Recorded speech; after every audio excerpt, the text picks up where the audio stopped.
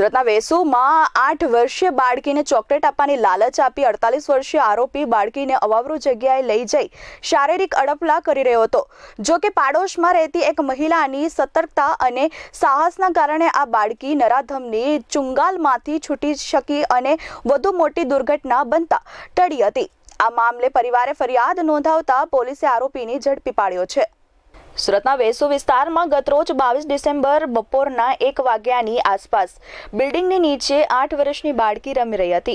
આ સમયે 48 વર્ષીય શેલાબ યાદવ નામના વ્યક્તિએ તેને ચોકલેટ આપવાની લાલચ આપીને દાદરની અવાવરૂ જગ્યાએ લઈ ગયો હતો, જ્યાં તે માસૂમ બાળકી સાથે અડપલા કરી રહ્યો હતો।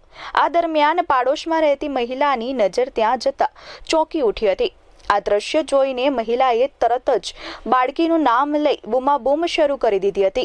મહિલાનો અવાજ સાંભળીને બાળકી તરત જ નરાધમની પકડમાંથી છૂટી મહિલા પાસે પહોંચી ગઈ હતી। મહિલા દ્વારા ઝડપથી પગલાં ભરાતા નરાધમ 48 વર્ષીય શેલાબ યાદવનું કાવતરું નિષ્ફળ ગયું હતું અને બાળકી પીંખાથી બચી ગઈ હતી। सूरत शहर में वेसु पुलिस स्टेशन की हद में जो एसएमसी आवास है सूडा आवास, वहाँ पे एक 8 साल की बच्ची अपने परिवार के साथ रह रही है।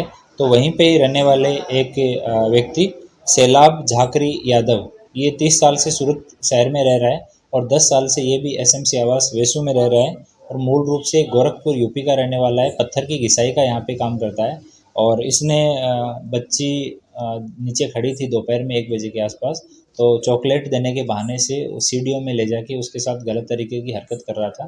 तो एक पड़ोस की रहने वाली एक लेडी ने देखा और उसने आवाज़ लगाई बच्ची का नाम लेके ज़ोर से, तो बच्ची उससे छूट के और नीचे आ गई और बाद में ये लोग पुलिस स्टेशन में आए। अभी आरोपी को पुलिस स्टेशन में लाया गया है, उससे पूछताछ चल रही है और एफआईआर ड्राफ्ट की गई है उसके खिलाफ में।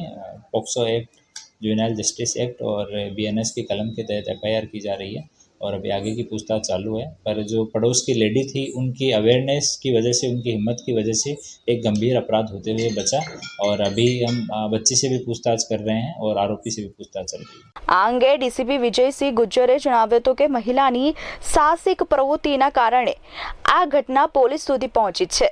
આ અંગે બાળકીના માતા પિતાએ તરત જ વેસુ પોલીસ મથકે ફરિયાદ નોંધાવી હતી। મહિલાની સતર્કતાના કારણે આ સમગ્ર ઘટના પ્રકાશમાં આવી છે। અત્યારે બાળકીનું નિવેદન લેવામાં આવી રહ્યું છે અને આરોપીની પણ ધરપકડ કરી લેવામાં આવી છે। શેલાબ યાદવ મૂળ ઉત્તર પ્રદેશના ગોરખપુરનો રહેવાસી છે અને છેલ્લા 30 વર્ષથી સુરતમાં રહે છે। તે છેલ્લા 10 વર્ષથી વેસુમાં રહેતો હતો અને પથ્થર ઘસવાનું કામ કરે છે। પોલીસ અને સ્થાનિક લોકો દ્વારા પાડોશી મહિલાના સાહસને વખાણવામાં આવી રહ્યા છે। મહિલાની તત્પરતાના કારણે વધુ મોટી દુર્ઘટના ટળી છે।